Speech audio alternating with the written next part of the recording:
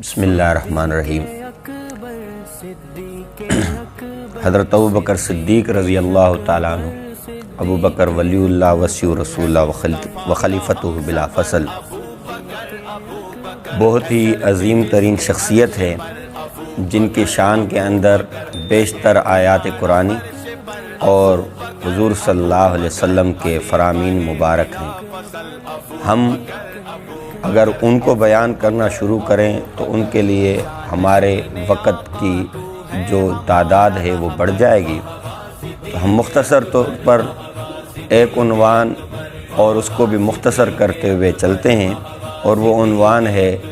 کہ ابوبکر ولی اللہ وصی رسول وخلیفتہ بلا فصل سیدنا صدیق اکبر امیر المومنین رضی اللہ تعالی عنہ کی شان اقدس اہل بیت کی نظر میں۔ سب سے پہلی بات کہ اہل بیت وہ ازواج مطہرات ہیں جو قرآن کے اندر ان کی شان اور مان اور مرتبے اور وضاحت کے اندر قرآن کے اندر آیات قرآنی موجود ہیں کہ حضور صلی اللہ علیہ وسلم کی گھر والیاں وہ اہل بیت ہیں۔ قرآن نے جن کو اہل بیت کہا، اور ان میں ایک گھر والی جو حضور صلی اللہ علیہ وسلم کی بہت ہی پیاری اور حضور صلی اللہ علیہ وسلم سے سیکھنے والی، اور حضور صلی اللہ علیہ وسلم کے پاس انہوں نے بہت کچھ سیکھا اور امت تک پہنچایا، وہ حضرت عائشہ صدیقہ ہیں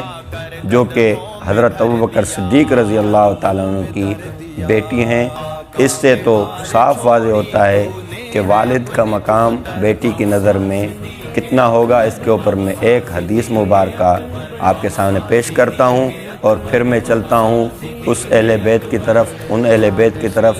جن اہل بیت کو حضور صلی اللہ علیہ وسلم نے دعا کے ذریعے اہل بیت کے اندر شامل کیا، جس کے اوپر گواہ بخاری شریف کی روایت اور جلاء العیون کے اندر اور بہت ساری کتابوں کے اندر روایات موجود ہیں۔ تو میں عرض کر رہا تھا کہ شان صدیق اکبر اہل بیت یعنی حضور صلی اللہ علیہ وسلم کی گھر والی حضرت عائشہ کی نظر میں کیا ہے۔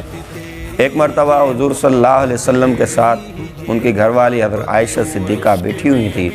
اور بیٹھتے ہوئے آسمان کی طرف نظر فرمائی اور سوال کیا کہ اللہ کے پیغمبر، اس آسمان کے اندر جتنے ستارے ہیں،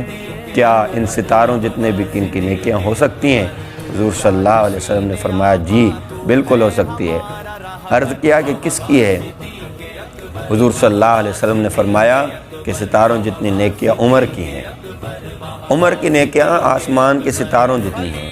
حضور صلی اللہ علیہ وسلم نے جب یہ فرمایا، حضرت عائشہ خاموش ہو گئی۔ حضور صلی اللہ علیہ وسلم سمجھ گئے کہ عائشہ کچھ اور پوچھنا چاہتی تھی۔ پھر فرمایا کہ عائشہ کیا پوچھنا چاہتی تھی، کس کے بارے میں پوچھنا چاہتی ہیں؟ کہا کہ میرے ذہن میں اور دل میں یہ تھا کہ اس آسمان کے ستاروں جتنی نیکیاں میرے بابا یعنی ابوبکر کی ہوں گی، کیونکہ وہ آپ کے ساتھ سفر و حضر اور دکھ سکھ ہر معاملات میں آپ کے ساتھ اکٹھے ہوتے ہیں، تو یہ ستارے جن کو ہم گن نہیں سکتے، اتنی نیکیاں تو میرے بابا کی ہو سکتی ہیں اور کس کی نہیں ہو سکتی۔ تو حضور صاحب نے فرمایا عائشہ صدیق کی نیکیوں کی کیا بات کرتی ہو؟ صدیق کی نیکیاں تو یہ ہیں کہ ہجرت کی رات، جب ہجرت کے ٹائم پہ 3 راتیں جو غار ثور کے اندر ابوبکر نے گزاری، اس غار ثور کے اندر گزاری ہوئی راتوں میں سے ایک رات کی نیکیاں اگر ابوبکر صدیق عمر کے ساتھ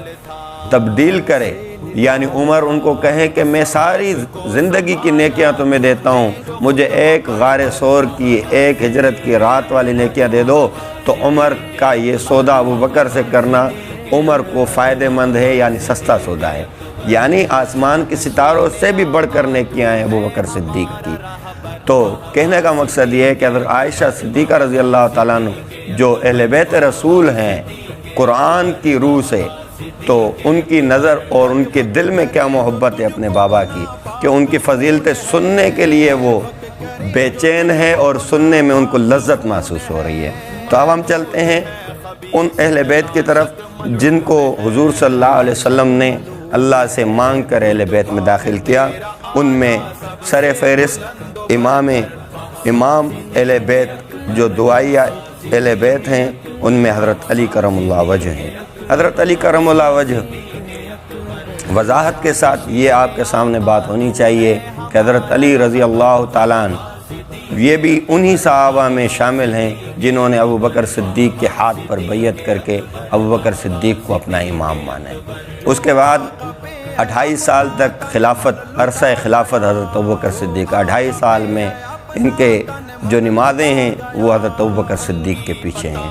پر خود کھڑے خالی نہیں ہوئے بلکہ اپنے بچوں کو حضرت حسن اور حضرت حسین کو بھی کھڑا کیا اور پیچھے نمازیں پڑھی ہیں، اور اس کے ساتھ ساتھ تمام تر معاملات میں حضرت ابوبکر صدیق کے ساتھ کٹھے رہے ہیں، حتیٰ کہ مشیر خاص کا لقب پایا،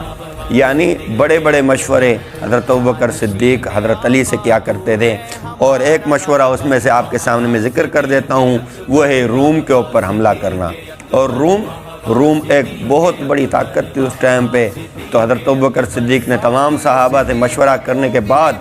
جو مرکزی مشورہ لیا، جو اہم مشورہ لیا، وہ لیا اپنے مشیر خاص حضرت علی کرم اللہ وجہ سے، اور فرمایا کہ علی کیا کہتے ہو روم کے اوپر حملے کے بارے میں؟ حضرت علی کرم اللہ وجہ نے فرمایا کہ اے ابو بکر میں تمہیں خیر کی بشارت دیتا ہوں، یعنی آپ حملہ کر دیں اللہ کی طرف سے فتح ہوگی، اور یہ تاریخ یعقوبی کے اندر یہ چیز موجود ہے۔ اور آگے تاریخ یعقوبی والے ایک بڑی بات لکھتے ہیں، وہ کیا لکھتے ہیں؟ وہ لکھتے ہیں کہ حضرت ابوبکر صدیق نے پوچھ لیا کہ بھلا یہ آپ نے جو بات کی ہے اس بات کے پیچھے کوئی ان کا جو ہے معجزہ وغیرہ کوئی بات تو ہوگی، جو اتنی جلدی آپ نے کہا کہ آپ کو خیر کی بشارت دینا تو بڑی بات ہے کہ آپ نے خوشخبری بھی دے دی فتح کی، یا آپ نے اپنی طرف سے دی یا کچھ ماجرا ہے اس کے پیچھے؟ تو حضرت علی نے فرمایا بشارت میں نے خود نہیں دی بلکہ یہ بشارت میں نے حضور صلی اللہ علیہ وسلم سے سنی تھی۔ یہ بھی تاریخ یعقوبی کے اندر لکھا ہے۔ یہی حضرت علی کرم اللہ وجہ خود کوفے کے ممبر پر بیٹھے ہیں اور فرمایا کہ لوگو تم یہ سوچتے ہو اور سمجھتے ہو اور پتہ بھی ہے تمہیں کہ میں بہت بڑا دلیر ہوں، پر کیا میں تمہیں آج نہیں بتا دوں کہ مجھ سے بڑا کوئی دلیر کون ہے؟ لوگ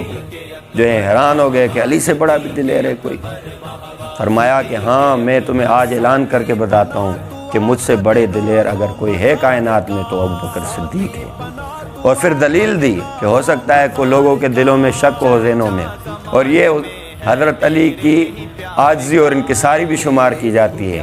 کہ وہ خود بیٹھ کر اپنی جو ہے نا شان کے لیے نہیں بتا رہے ہیں بلکہ اپنے امام کے شان کے لیے بتا رہے ہیں، حضرت ابوبکر صدیق کی۔ فرمایا کہ بڑی دلیری یہ ہے کہ بڑا مجمع ہو، مخالفین کا ڈھیر لگا پڑا ہو، اور وہ جان لینے پر تلے ہوئے ہوں مسجد حرام کے اندر، اور وہ حضور صلی اللہ علیہ وسلم سے لڑ رہے ہوں کفار مکہ۔ اس ٹائم پہ اگر آ کر کسی نے حضور صلی اللہ علیہ وسلم کو بیچ سے ہٹایا اور حضور صلی اللہ علیہ وسلم کو لگنے والے زخم اپنے جسم پر سہے ہیں تو حضرت ابوبکر صدیق ہے۔ یعنی پہلے جب اعلان اور تبلیغ ہو رہا تھا مسجد حرام کے اندر، تو اس وقت کفار مکہ جب لڑنے آئے تو حضرت ابوبکر صدیق بیچ میں آئے، حضور صلی اللہ علیہ وسلم کو سائیڈ کیا اور سارے تکلیف اپنے جسم کے اوپر سہیں۔ یہ حضرت علی کی جو ہے اعلان ہے دلیری کے لیے کہ حضرت ابوبکر صدیق رضی اللہ تعالیٰ اتنے بڑے دلیر ہیں۔ اسی طریقے سے فرمایا تفسیر مجموع البیان کے اندر کہ سب سے پہلے جو اسلام لائے وہ ابوبکر صدیق ہیں۔ اور اسی طریقے سے ابن معصم مجتہد ابن معصم بحرانی وہ لکھتے ہیں کہ حضرت علی المرتضیٰ نے فرمایا کہ خلیفہ رسول صلی اللہ علیہ وسلم سب سے اسلام میں افضل ہیں اور اللہ کی تصدیق میں افضل ہیں، رسول اللہ صلی اللہ علیہ وسلم اور اللہ کے ساتھ سب سے زیادہ مخلص اور خیر خواہ ہیں، حضرت ابوبکر صدیق کے بارے میں فرما رہے ہیں۔ اور اسی طریقے سے انہی اہل بیت میں سے ایک امام جعفر صادق رحمۃ اللہ علیہ ہیں، انہوں نے احقاق الحق کے اندر ایک روایت آتی ہے، ارشاد فرمایا کہ جناب ابوبکر صدیق میرے نانا ہیں۔ جناب ابوبکر صدیق کو اپنا نانا کہا، اور آگے فرمایا کیا کوئی شخص اپنے آباء و اجداد یعنی اپنے بڑوں کو برا بھلا کہنا پسند کرے گا کہ اللہ مجھے کوئی، اور یہ بات واقعی میں ہے کہ کوئی بھی اپنے بڑوں کو برا بھلا پسند نہیں کرتا۔ تو امام جعفر صادق کے بڑے ہیں حضرت ابوبکر صدیق، خود اعلان فرما رہے ہیں احقاق الحق کے اندر، اور فرمایا کہ اللہ مجھے کوئی بھی شان اور عزت نہ دے اگر میں صدیق کی عزت اور عظمت نہیں مانوں، امام جعفر صادق کا فرمان۔ اور اسی طریقے سے آگے اسی کتاب کے اندر فرماتے ہیں، فرمایا کہ میں صدیق اکبر کی اولاد میں سے دو طرف سے داخل ہوں، دو طرفہ میرے جو ہے نا آباء و اجداد کے اندر صدیق اکبر ہیں۔ اور اسی طریقے سے کیونکہ فروا جو تھیں ابو بکر صدیق کی پڑپوتی جو تھی، وہ والدہ ہیں امام جعفر صادق اور امام حضرت اسما، اور جو حضرت صدیق اکبر کی بعد میں پوتی ہیں۔ یہ پورا نقشہ کتابوں کے اندر موجود ہیں۔ حضرت صدیق اکبر، ان سے حضرت عبد الرحمن، ان کی اسما، اس کے بعد اسما کی جو بیٹی ہوئی فروا، اور اسی طریقے سے ان سے فروا سے پیدا ہونے والے حضرت جعفر صادق ہیں۔ اور اسی طریقے سے غار کا واقعہ بیان کیا جا رہا ہے، امام جعفر صادق غار کا واقعہ بیان کر رہے ہیں تفسیر کمی کے اندر۔ غار کا واقعہ، جب غار کے اندر حضور صلی اللہ علیہ وسلم کے ساتھ، دیکھیں ایک چیز دوسری ثابت ہو گئی، قرآن مجید کے اندر واضح طور پر لکھا ہوا ہے، ثانی اثنین اذ ہما فی الغار اذ یقول لصاحبہ لا تحزن ان اللہ معنا، واضح قرآن کے اندر موجود ہے۔ غار کے اندر دو میں سے دوسرا تھے بھی دو ہی بندے، اور تصدیق خود کر دی تفسیر کمی کے اندر کہ وہ دو میں سے دوسرا صدیق اکبر ہے۔ اور یہ واحد وہ صحابی رسول ہیں جن کو صحابی کہنا پیغمبر کی زبانی خالی نہیں ہے، بلکہ ان کے صحابی ہونے کا ثبوت خود قرآن کے اندر موجود ہے۔ اور وہ واقعہ بیان کرتے ہیں کہ جب وہ ادھر غار کے اندر موجود تھے تو اللہ نے حضرت جعفر کا جو لشکر تھا، ان کا جو ہجرت کا قافلہ تھا، وہ دکھلایا کہ وہ اب فلاں جگہ پہ پہنچا ہے۔ تو حضور صلی اللہ علیہ وسلم نے جب دیکھ لیا تو حضرت صدیق اکبر کو واقعہ بتایا کہ حضرت جعفر والے وہ وہاں پہ پہنچ گئے۔ تو حضور صلی اللہ علیہ وسلم عرض کی حضرت ابوبکر صدیق نے کہ میں بھی دیکھنا چاہتا ہوں کہ کہاں پہ پہنچے۔ تو حضور صلی اللہ علیہ وسلم نے حضرت ابوبکر صدیق کے چہرے مبارک کے اوپر ہاتھ پھیرا۔ حضرت صدیق اکبر فرماتے ہیں کہ میں نے ایسے ہی دیکھا ان کو جیسے میرے سامنے کھڑے ہیں، میرے سامنے موجود ہیں۔ جب میں نے دیکھا میں کہا ہاں یہ تو بالکل میرے سامنے ہیں۔ تو حضور صلی اللہ علیہ وسلم نے فرمایا ابو بکر کو کیا فرمایا؟ انت صدیق، کہ آپ صدیق ہو، آپ سچے ہو، سچے ہو۔ اور ایک دوسری بات میں آپ کو بتا دوں، وہ یہ ہے کہ اللہ رب العزت کی جو مدد ہوتی، ان اللہ معنا سے مراد یہاں پہ ہے کہ اللہ کی مدد ہمارے ساتھ ہے، اور اللہ کی مدد کافر کے ساتھ کبھی بھی نہیں ہوتی، صحیح ہے۔ اور حضرت موسیٰ علیہ السلام کا جب مسئلہ ہوا فرعونیوں کے ساتھ، جب وہ ادھر جا کے پہنچے ندی پر، پانی آگے سے پیچھے فرعونیوں کا لشکر، تو وہاں پہ اپنے جو لشکر کے لوگ تھے ان کے ایمان کی گواہی نہیں دی، بلکہ کہا اللہ میرے ساتھ ہے، کیونکہ ان کا پتہ ہی نہیں تھا، پتہ ہے پھر جائیں کہ پتہ نہیں ہوں، پر یہاں پہ ایمان کی گواہی دے رہے ہیں، فرماتے ہیں کہ اللہ ہمارے ساتھ ہے، یعنی ہم دونوں کے ساتھ ہے، ابو بکر کے ساتھ بھی اللہ ہیں اور حضور صلی اللہ علیہ وسلم کے ساتھ بھی اللہ ہیں۔ اور اسی طریقے سے امام محمد باقر رحمۃ اللہ علیہ احتجاج تبریسی کے اندر موجود ہے، فرماتے ہیں کہ میں جناب عمر کے فضائل کا منکر نہیں ہوں، ان کے فضائل بھی مانتا ہوں، لیکن یہ بات واضح کرتا ہوں کہ جناب ابوبکر صدیق وہ عمر سے بھی افضل ہیں۔ اور اسی طریقے سے حضور صلی اللہ علیہ وسلم نے جو فرامین بیان کی ان کے اوپر یہ اماموں کے اقوال یہ گواہی دیتے ہیں۔ دوسری جگہ پہ فرمایا کہ وہ دونوں یعنی حضرت ابوبکر اور حضرت عمر دونوں کے لیے فرما رہے ہیں، وہ دونوں عادل بھی تھے اور انصاف کرنے والے بھی تھے، اور دونوں حق پر رہے، اور حق پر ہی ان کی دنیا سے رخصتی ہوئی، وفات پائی، اور وہ دونوں قیامت کے دن اللہ کی رحمت میں ہوں گے۔ یہ امام کا ہی فرمان، یہ ان کے بارے میں بھی امام جعفر صادق کا فرمان ہے۔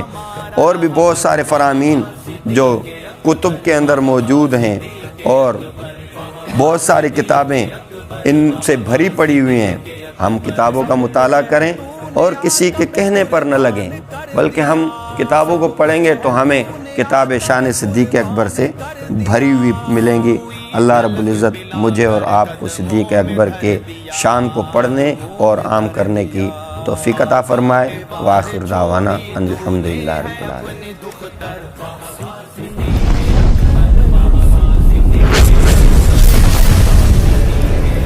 Subscribe my YouTube channel.